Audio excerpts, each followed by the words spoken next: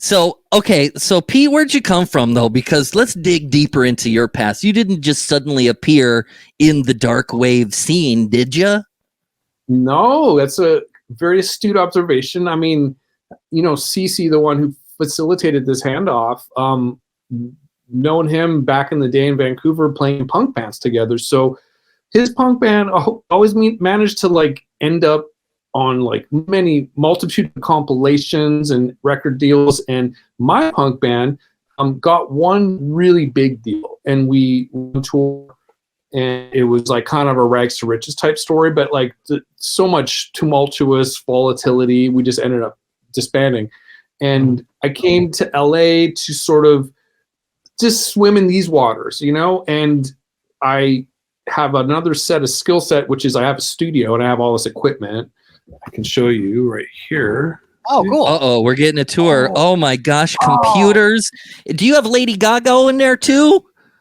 Not yet, but okay. I have recorded some pretty premier individuals like Sheryl Crow, and I've done a lot of record label stuff, like for labels all over LA.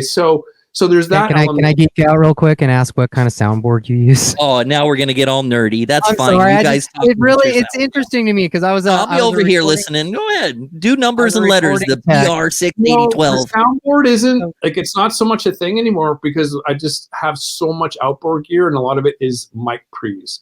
So I combine the mic pre's with the EQs, and I kind of create my own soundboard.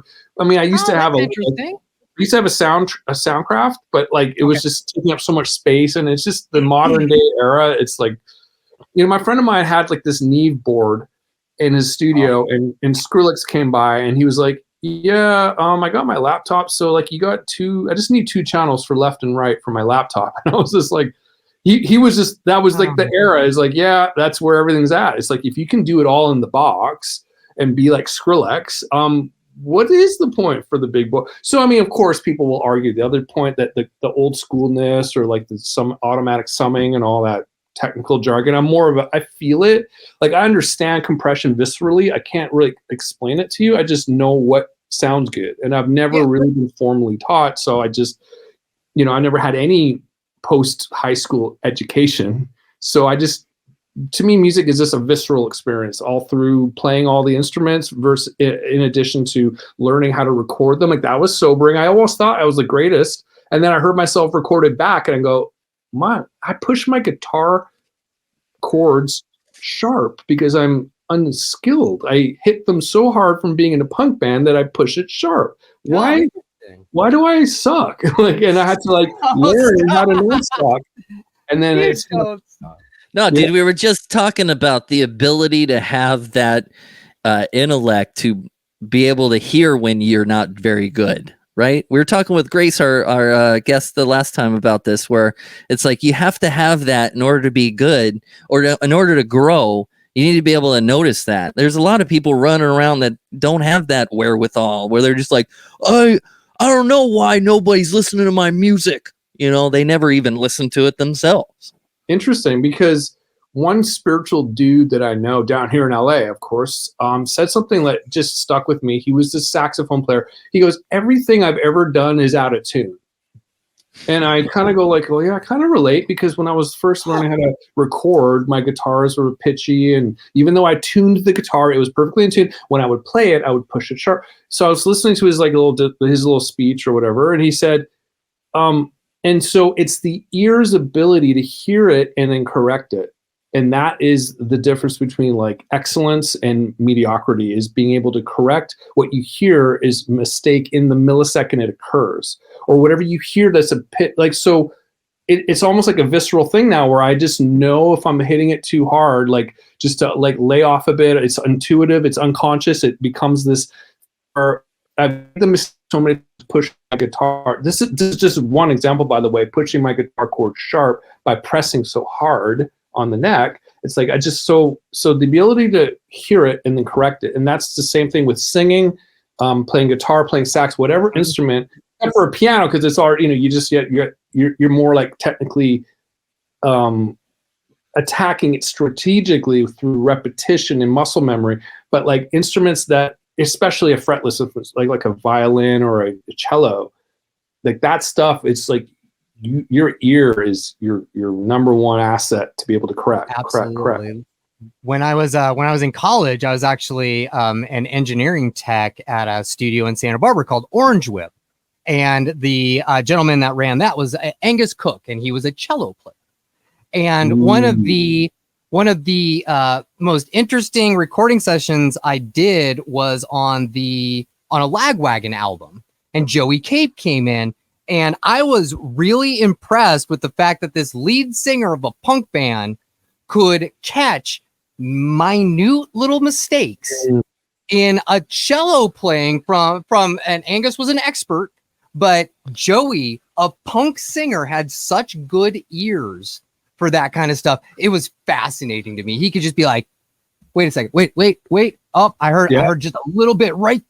Oh, rewind it 5 seconds. Right there. And everyone was like, what are you hearing? And we slowed it down and we saw the pitch. And we were like, wow. And so that's fascinating to me because I don't have that training like you do. I can't hear like you hear. Things that I had under the rug in the early days that I was like, oh, it'll be fine in the mix. Oh, later it'll be okay. Right now it's fine. It's not the best, but it'll be better. And it never ends up being better.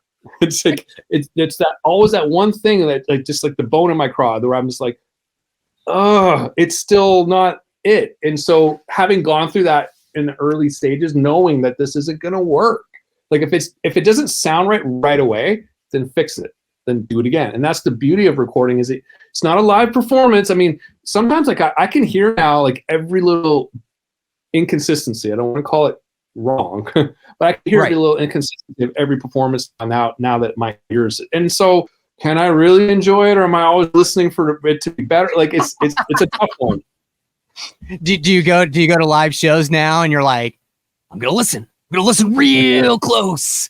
The last I'm making notes. I know what I saw Molat Doma, I believe they're from Belarus, and it was like this sold out Orpheum downtown LA, and it was so interesting because they didn't have a live drummer, and they were literally executing so well. And then I watched back the video, and I was like, oh yeah, there's this, oh yeah, there's that. But in the moment, I was transfixed. So I was happy that I was still able to like just be seduced into that moment of now at a live show. So how are your live shows? How do they compare? Oh man, I'm such a critic. I hate watching the tape, but I respect the fact that Cheap Trick still to this day will watch the tape. Yeah. They do? They get to the bus and they put on the live performance of the show or go into the backstage or whatever it is. And they watch it. They want to be better. And that's how, so I do suffer through the pain of watching myself live. I hate it. I love performing more than I do analyzing it, but then I know what to work on. So it works. True professionalism there, being on both sides of the stage. You got to be on the other side every so often. Yeah. So are you out there doing it? Are you going to be doing a tour here? You and the Russian girlfriend? Are we going to see you out there? Does she come on stage with you, or is she like a silent? Keyboard. Yeah, she plays. She's on the keys. She stands there in the corner. No, she dances behind the keyboards, slaying because she can play piano really well. So she's in this. Like the keyboard parts are beneath her, but whatever. Like it is what it is. But it's the performing. She's out there, and it's not just playing. She's projecting energy to the crowd, Yep. So we got our first show this year. It's been like a process trying to finish this album, right? So the first, I'm doing one song at a time. That's why we're releasing it because I want to string it out as much as I can. So we have another video coming out next month. But yeah. So once I finish it, hopefully in the next 3 weeks, then we'll be preparing for the live show in May. Oh, where at? Bar Sinister. Oh, yeah, dude, that's the spot. I'm telling you, that's the spot. And I wonder how people react to bands there. It's an awesome, very I'll never forget my first goth club was the Twilight Zone on a Monday night in Vancouver in Gastown. and we would go in, and I was super intimidated with like the fog and the German industrial slang on the dance floor. But I'll never forget how friendly everyone was. I'll never forget that, because at the time I played football and I was like kind of this jock rocker dude. And so like to my jock friends, I was a rocker. To my rock friends, I was a jocker. Mm-hmm. But like I just knew what I loved musically. So I would go to these clubs and just be blown away, like the open-mindedness of her. So that's always been my experience at any sort of like DOS Bunker or you know, when Cloak and Dagger was around, if you remember Cloak and Dagger, like it was always like a community of open-mindedness and welcoming. Mm-hmm. That was Spaceland to me.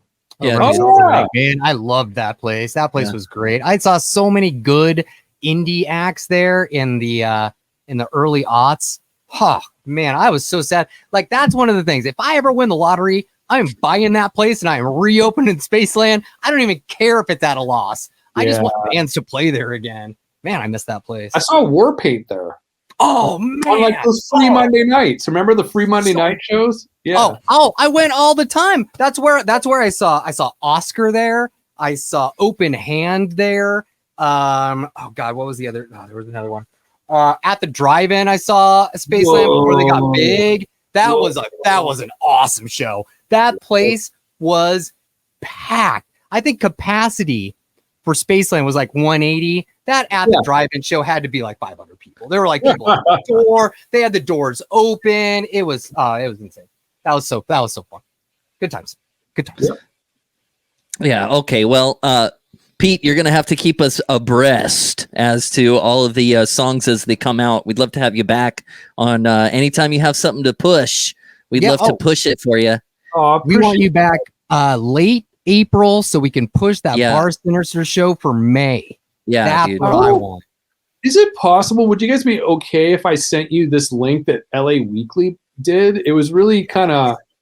It was a cool because the question was your favorite gig. So of course I made it about like the last time we played Bar Sinister, which was a little bit interpretive. But I was wondering if I could put it in the chat, like this little article. Yeah, send it over and we'll throw it down in the notes. Yeah, those of you watching us on YouTube, you can click the link below and read it on your own there. That's a good one. Okay. Well, let's play this song right now. You can find The Sweet Kill on all the socials at The Sweet Kill or on the web at thesweetkill.com. And you're releasing it track by track because you're smart and you're trying to earn a living. Yeah. Instead of dropping an album like a dummy, you drop a single. So not everyone can be Beyonce or Taylor Swift. Sometimes we gotta like draw out the marketing time. Exactly. It's wise, dude. Mm-hmm. So there's the chat. I just sent it to you in the chat, private chat. That's a fun little article. Make that all right, dude. Thank you. All right, let's play Forbidden from The Sweet Kill. Thanks for coming on Night Sounds. Thank you so much.